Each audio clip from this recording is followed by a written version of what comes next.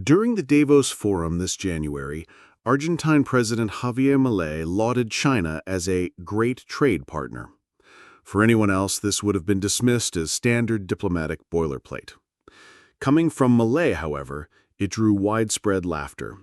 Even he seemed to acknowledge how quickly his own words had come back to bite him, remarking in another setting, "Sometimes a person has to learn." During his campaign and early days in office, Milei was arguably the most anti-China president in Argentina's history. "China is an assassin. Would you do business with an assassin?" he'd ask. "When I'm elected, I will cut diplomatic ties with China." This wasn't just campaign rhetoric. Upon taking office, he actually began to make good on some of these anti-China promises. Yet little more than a year later, Milei's stance on China has done a complete 180-degree turn.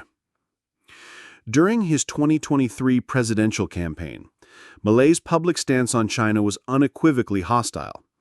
Not only were the sound bites above repeated endlessly, but the political and economic blueprint he designed for Argentina's future was centered on value-consistent nations like the United States and Israel. The core reason for his anti-China stance was that, at the time, China served as a convenient scapegoat for Argentina's woes. Before Milei took office, the nation's economy was on the brink of collapse. Under the previous administration of Alberto Fernandez, the inflation rate had soared to 140%. As prices skyrocketed, the Argentine peso's value plummeted even faster. Over 40% of the population was living below the poverty line, and years of accumulated foreign debt had crippled the country's economic sovereignty.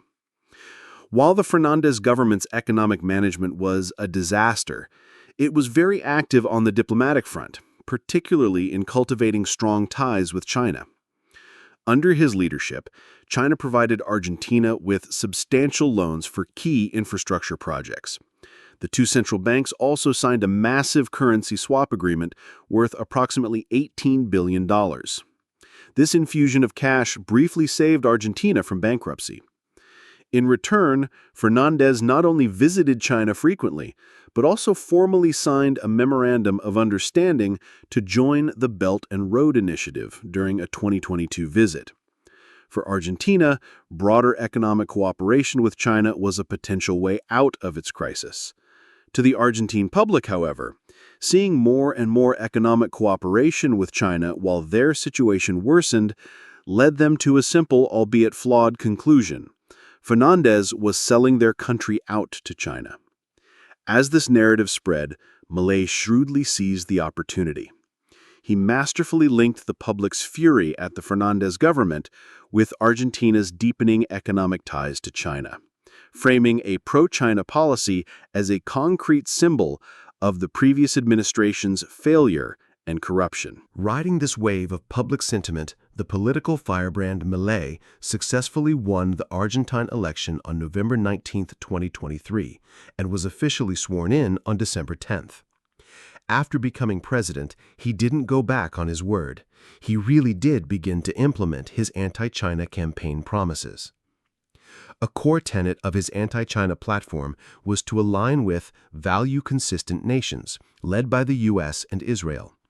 Soon after taking office, one of his first official trips was to Israel, a staunch U.S. ally. Milei even expressed his intention to move Argentina's embassy to Jerusalem. At the same time, he reversed the previous government's commitment made in July 2023, explicitly stating that Argentina would reject the invitation to join the BRICS bloc on January 1, 2024.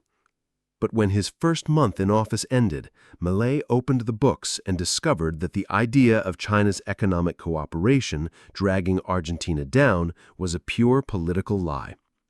When he took office, Argentina's central bank had negative foreign reserves. This meant the central bank had essentially zero of its own dollars to spend. The unused portion of the currency swap agreement with China had effectively become the central bank's only reliable source of large-scale foreign exchange. The agreement was a final safety net, with China essentially providing a backstop for Argentina with its own currency. Regardless of whether China could be blamed for Argentina's economic crisis, the benefits of the swamp agreement were undeniable. Milei was forced to privately concede that China could play, and was already playing, a critical role in solving Argentina's economic crisis. He also knew that his anti-China rhetoric and actions would likely provoke China to withdraw its investments and retaliate. To avoid this outcome, by January 2024, Milei began making overtures to China, pleading with them not to suspend the currency swap agreement. For China, the yuan swap is an investment that trades short-term benefits for long-term strategic gains, primarily aimed at promoting the internationalization of the yuan and challenging the US dollar's dominance. To achieve that goal, the friendship of the Argentine government is an essential condition. Therefore, if Milei were genuinely anti-China, it would be a very logical move for Beijing to halt or even cancel the agreement. In fact, as early as December 21, 2023, China had already announced a partial suspension of the $6.5 billion currency swap yuan, in response to Milei's rhetoric and actions. This move quickly made Milei realize China's importance and laid the groundwork for his eventual pivot and public self-contradiction. In early 2024, Milei began making limited overtures to China.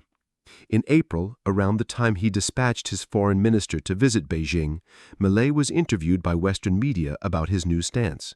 He hesitantly stated that trade relations between China and Argentina have not changed at all. To justify his newfound cooperation with China, he argued for the first time that there was room for collaboration even within his libertarian framework, stating, if people want to do business with China, they can. This was already a far cry from his campaign slogans of outright rejecting China. From China's perspective, it was already clear that Milei's change of heart was a matter of necessity. It wasn't just the currency swap. As a major agricultural nation, Argentina's farming sector is critically dependent on the Chinese market. For beef alone, China consumes over 70% of Argentina's total exports. There is simply no other major buyer in the world that could replace China. Therefore, as long as Milei wanted to save Argentina's economy, it was only a matter of time before he would have to change his anti-China tune. China, for its part, has always maintained a pragmatic foreign policy. Sensing Milei's softened stance, Beijing did not insist on punishing Argentina. After receiving Buenos Aires' friendly signals, China partially restored the swap line in June 2024. Although the restored amount was only about one-third of the original $18 billion agreement, it was enough to solve Argentina's most urgent financial problems. Upon receiving this good news, Milei was ecstatic. He not only stopped mentioning his anti-China campaign slogans entirely, but also began to frequently praise China in public. In a particularly telling interview on Argentine television in September 2024, he went out of his way to thank China for renewing a 35 billion yuan currency swap. He specifically noted that China is a very interesting trade partner because they don't ask for anything, they only ask not to be disturbed. In that same interview, Milei for the first time explicitly expressed his desire to visit China, claiming he would do so in early 2025. But just as this news got out, and before China could even decide whether to accept his visit, the United States voiced its displeasure. The U.S. had repeatedly and baselessly condemned the currency swap agreement from the start. They had hoped Milei's rise to power would fulfill his anti-China promises and lead to a complete severing of ties between Argentina and China. With Milei's U-turn, America's strategic objective was in tatters.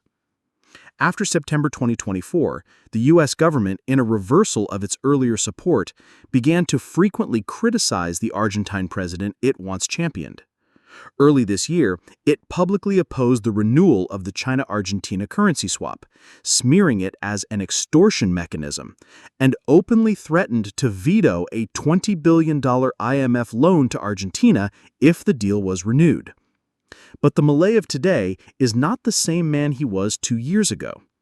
Knowing that the Biden administration couldn't even approve the funds and a cost-cutting Trump administration would be even less likely to, he not only ignored America's demands, but in a move that was a huge disrespect to Washington on multiple fronts, slap in the face to Washington, rushed to renew the currency swap right before the U.S. Treasury Secretary's visit.